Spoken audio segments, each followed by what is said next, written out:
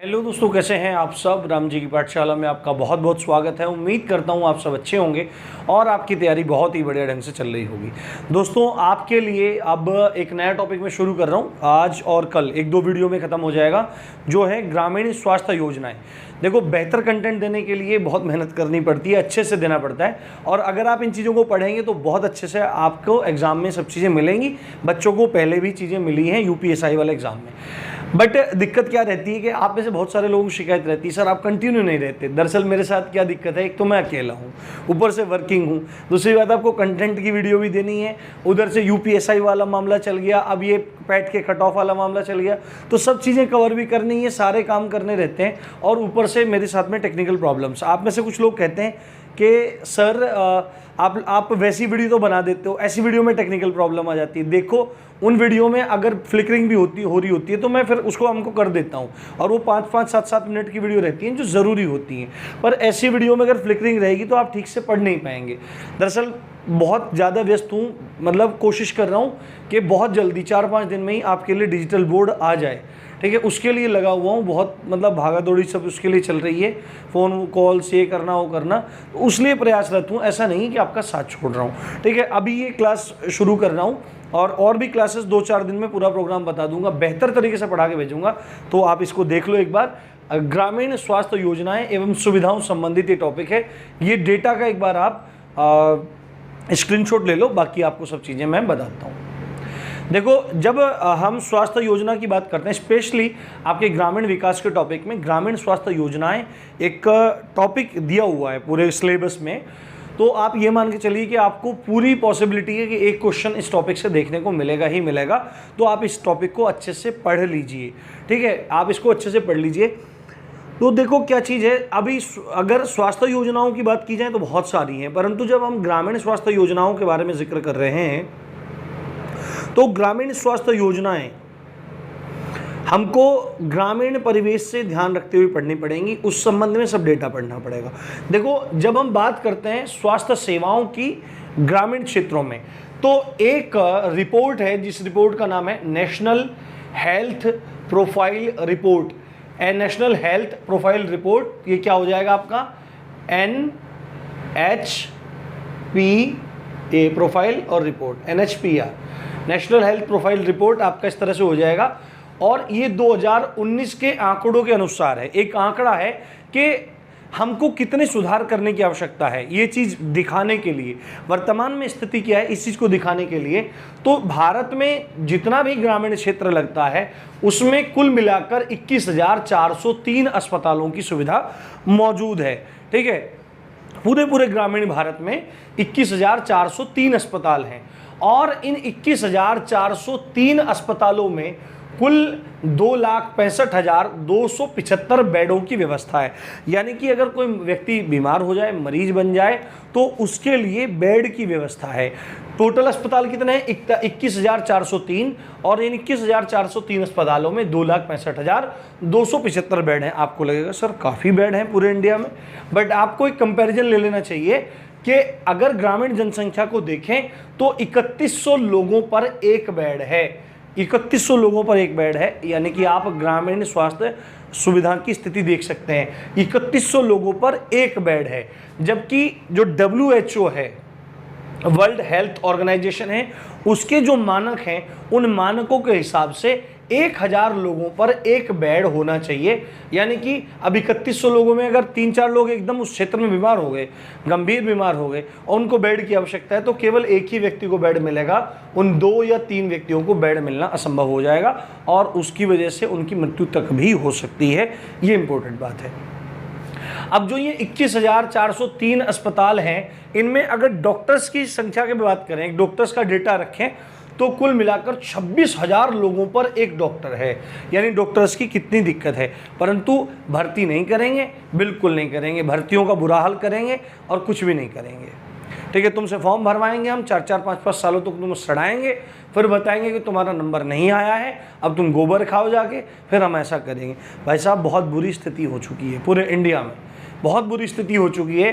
रोजगार क्षेत्र पर कोई ध्यान देने वाला है नहीं। मास्टर भी अगर उतर रहे हैं तो मास्टर भी पिट रहे हैं। देखो, सबका बहुत बुरा हाल है। कुछ कुछ भी नहीं हो रहा है। तो 26,000 लोगों पर एक डॉक्टर है, जबकि वर्ल्ड हेल्थ ऑर्गेनाइजेशन के मानदंड के मुताबिक 1,000 लोगों पर एक बेड होना चाहिए। तो ये पूरी की पूरी स्वास्थ्य सुविधा का जो डेटा है ये नेशनल हेल्थ प्रोफाइल रिपोर्ट 2019 के अनुसार है। अब हम देखते हैं एक सूचकांक है, एक इंडेक्स है जिसका नाम है राज्य स्वास्थ्य सूचकांक 2019, यानी कि एक ऐसा इंडेक्स, एक ऐसा सूचकांक जो भारत के प्रत्येक राज्यों की एक रिपोर्ट तैयार करता है स्वास्थ्य के मानबिंदुओं को ध्यान में रखते हुए। तो राज्य स्वास्थ्य सूचना सूचकांक 2019, इसके बारे में आपसे पूछ सकता है कि ये किसका इनिशिएटिव है या किसने इसको तैयार किया है। तो भारत का थिंक टैंक कहा जाने वाला आयोग नीति आयोग है, उसके द्वारा ये पूरा का पूरा सूचकांक या ये पूरा का पूरा पहल चालू किया गया है।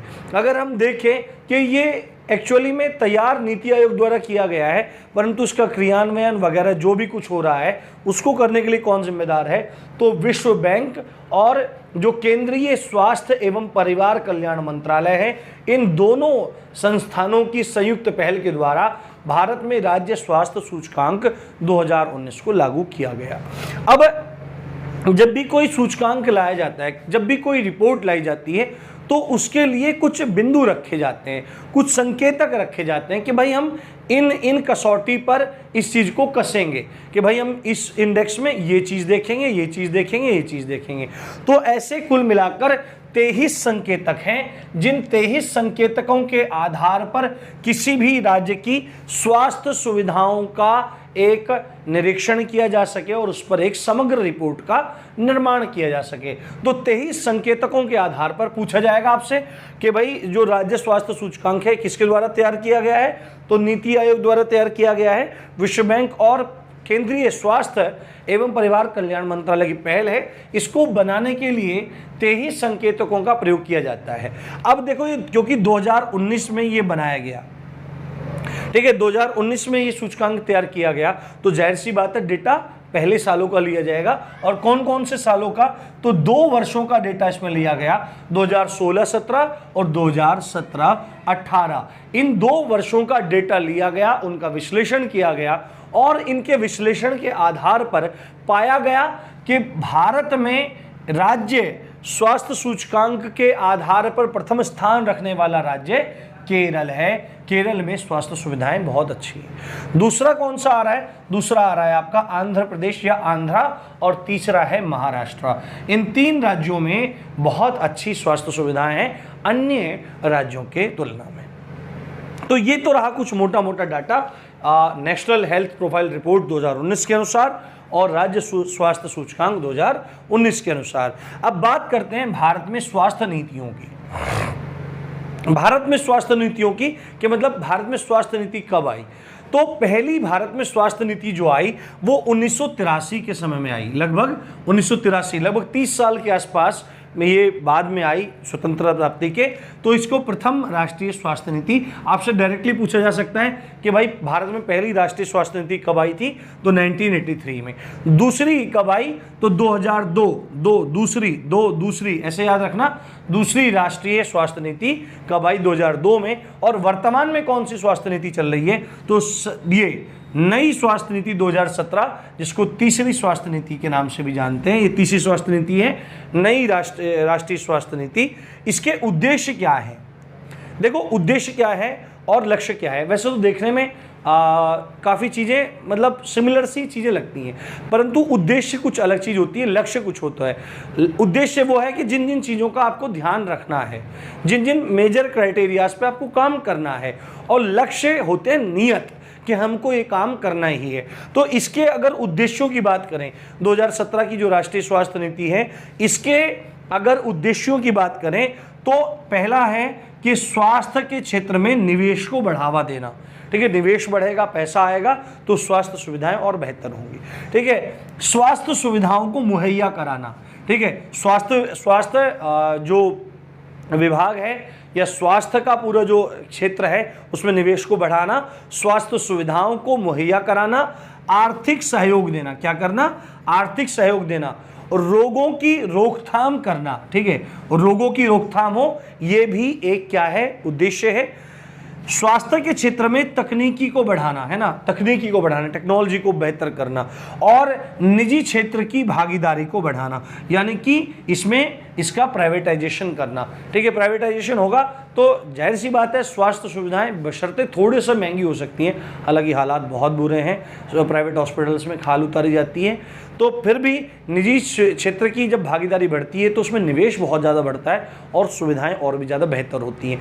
ये आपने देखी उद्देश्य। अब एक बार आप झपकी मारिए, उसके बाद मैं आपको लक्ष्य यहाँ पर दिखा देता हूँ।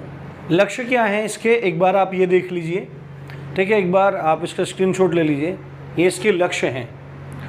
लक्ष्य में क्या है, सबसे पहला लक्ष्य क्या है कि 2017 की नीति है और 2017 की नीति के अनुसार इसका पहला टारगेट है कि 2025 तक भारत में जो एक औसत जीवन प्रत्याशा है, जीवन प्रत्याशा क्या होती है, लाइफ एक्सपेक्टेंसी। ठीक है, मतलब कि आदमी के अंदर जीने की कितनी आशा है ना, कितना मतलब एक नॉर्मल बंदा जीता है। कुल मिला के बात यह है कि भारत में औसतन एक बंदा कितना जीता है। तो जब ये 2017 की राष्ट्रीय स्वास्थ्य नीति आई तो ये जीवन प्रत्याशा 67.5 थी वर्ष में। ठीक है, और 2025 तक ये टारगेट रखा गया है कि जो जीवन प्रत्याशा 67.5 है इसको 70 किया जाए। पहला तो ये टारगेट है। दूसरा टारगेट है 2025 तक प्रजनन दर को 2.1 तक कम करना। अब ये प्रजनन दर क्या है, प्रजनन दर का मतलब है कि एक महिला अपने जीवन काल में औसतन कितने बच्चों को जन्म दे रही है या दे सकती है, ये है एक औसत प्रजनन दर। अपने जीवन काल में कोई भी महिला कितने बच्चों को जन्म दे रही है या दे सकती है, ये है आपकी प्रजनन दर।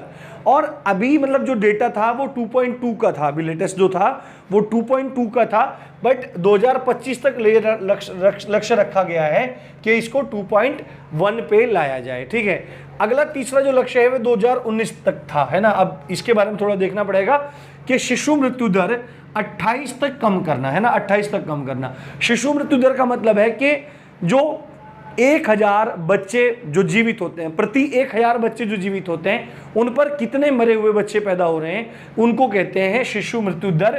तो इसको 28 तक लेके आना, है ना, 28 तक कम करना कि भाई 1000 अगर जीवित बच्चे हो रहे हैं तो उसमें 28 तक इसको लेके आ जाए, इतने बच्चों तक दिक्कत हो, मतलब वो ऐसा ये दर वहाँ तक आ जाए। चौथा है 2025 तक। आपको पता है भारत में जो बहुत सारे जो मतलब मेजर डिजीज हैं उसमें हार्ट डिजीजेज हैं, कैंसर है, मधुमेह है एवं अन्य बीमारियां हैं, परंतु मुख्य 3 यही हैं। इन्हीं के कारण सबसे ज़्यादा डेथ्स इंडिया में हो रही है। वो हार्ट डिजीज है, वो कैंसर है और वो मधुमेह है।